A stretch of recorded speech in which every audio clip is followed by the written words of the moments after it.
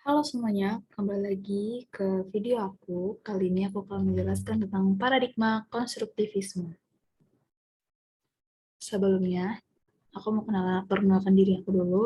Namaku Ririn Harlina dari kelas 3A Ilmu Komunikasi.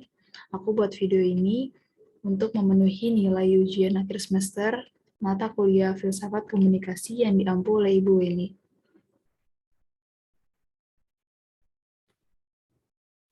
Langsung aja, aku kali ini akan menjelaskan tentang apa sih paradigma. Mari kita simak ya. Pada pembahasan pertama, kali ini aku akan menjelaskan tentang pengertian paradigma, yaitu paradigma adalah sebuah model dalam teori ilmu pengetahuan. Paradigma dalam disiplin intelektual adalah cara pandang orang terhadap diri dan lingkungannya yang akan mempengaruhinya dalam berpikir atau kognitif, bersikap atau afektif, dan juga bertingkah laku atau konatif. Paradigma juga dapat berarti seperangkat asumsi, konsep, nilai, dan praktik yang diterapkan dalam memandang realitas dalam sebuah komunitas yang sama, khususnya dalam disiplin intelektual. Lalu selanjutnya, kita akan membahas tentang paradigma penelitian sosial. Apa sih paradigma penelitian sosial itu? Paradigma penelitian sosial adalah cara pandang, keyakinan, dan kesepakatan peneliti mengenai cara fokus permasalahan yang dipahami dan dikaji. Berarti paradigma penelitian sosial itu adalah cara pandang peneliti mengenai cara fokus permasalahan yang dipahami dan dikaji dalam lingkungan bermasyarakat yang merupakan sebuah ide dari Thomas Kuhn. Lalu selanjutnya, apa sih konstruktivisme itu? Wah, banyak banget ya pemahaman-pemahamannya. Jadi, konstruktivisme adalah suatu pendekatan terhadap belajar yang berkeyakinan bahwa orang secara aktif membangun atau membuat pengetahuannya sendiri dan realitas ditentukan oleh pengalaman orang itu sendiri pula. Konstruktivisme menyatakan bahwa individu menginterpretasikan dan beraksi menurut kategori konseptual dan pikiran. Lalu selanjutnya, apa sih kesimpulan dari paradigma konstruktivisme itu? Paradigma konstruktivisme adalah paradigma di mana kebenaran suatu realitas sosial dilihat sebagai hasil konstruksi sosial, dan kebenaran suatu realitas sosial bersifat relatif. Paradigma konstruktivisme dalam ilmu sosial merupakan kritik terhadap paradigma positivis. Lalu, apa sih ciri-ciri paradigma konstruktivisme? Jadi, ciri-cirinya itu terdiri dari ontologi, yaitu dari sisi objektifnya, ada kenyataan yang nyata meskipun mungkin probabilistik. Yang kedua juga ada standar pengukuran tertentu, bersifat umum, bebas konteks dan waktunya. Lalu dari sisi subjektifnya itu, realitas adalah konstruksi sosial, kenyataan yang dipahami dengan berbagai cara, dan juga dipengaruhi oleh pengalaman, konteks, dan waktu. Yang kedua, dari segi epistemologi, itu udah dari sisi objektifnya. Yang pertama, peneliti membuat jarak dengan objek yang diamati. Lalu ada yang kedua, tidak ada penilaian nilai subjektif atau pribadi. Lalu dari sisi subjektifnya, hasil interaksi antara peneliti dan objek yang diamati merupakan kesatuan realitas yang tidak dapat dipisahkan.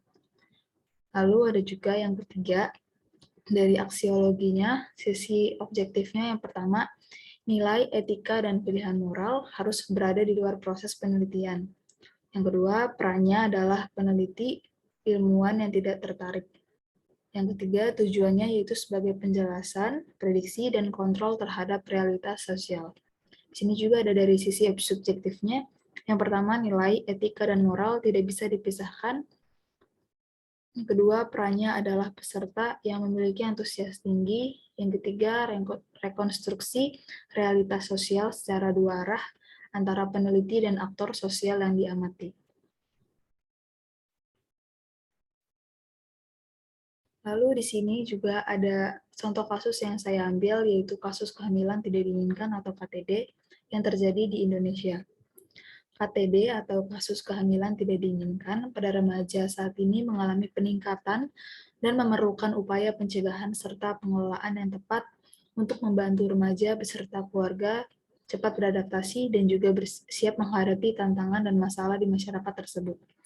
Penelitian ini bertujuan menggali masalah dan pola adaptasi yang dilakukan remaja beserta keluarga sebagai dasar informasi dalam mengembangkan program yang diperlukan perawat komunitas beserta petugas kesehatan yang bersangkutan.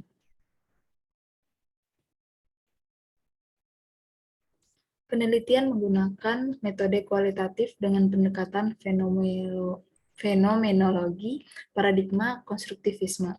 Penetapan jumlah informan didasarkan pada kejenuhan data.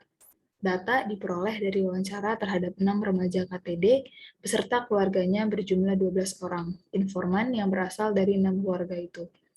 Analisa data menggunakan analisis tematik. Lalu pada kasus terdapat masa pre-KTD. Pada masa ini timbul permasalahan pencetus KTD, yakni latar belakang remaja, konsep diri, dan perilaku remaja.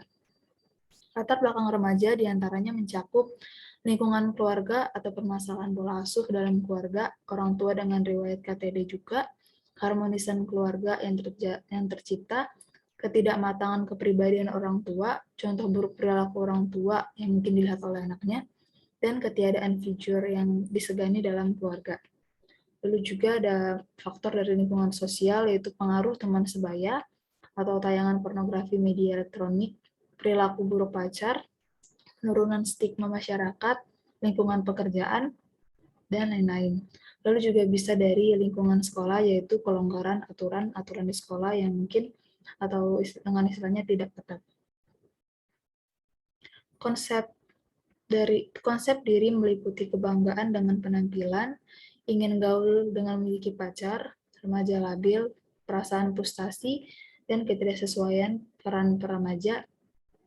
Sedangkan perilaku remaja yang terkait dengan perilaku menyimpang remaja membuat adanya pergeseran nilai masyarakat yang dianut remaja dan terjadinya interaksi seksual pranikah. Selanjutnya ada masa post-KTD diidentifikasi sebagai respon pola adaptasi keluarga yang muncul pada tahapan reaksi emosi pada awal KTD, remaja tidak diketahui, penolakan atas kejadian, kompromi dengan keadaan, dan menerima situasi yang ada. Lalu, KTD remaja diakibatkan oleh kondisi keadaan yang terjadi di lingkungan keluarga dan sekitarnya. Kurangnya pertahanan diri remaja menjadi tema utama akibat tahapan tumbuh kembang yang tidak terdukung optimal oleh keluarga. Oleh karena itu, diperlukan berbagai upaya pencegahan primer seperti pembentukan wadah pembinaan remaja dan keluarganya, bekerjasama dengan perawat komunitas dengan lintas sektoral, menyediakan sarana, prasarana, dan fasilitas konseling bagi remaja KTD, beserta dengan keluarganya, dan juga ada pencegahan sekunder dengan Penkes perawatan antenatal, KB serta family terapi, dan secara tersiernya mengembangkan bakat remaja dan dukungan keluarga.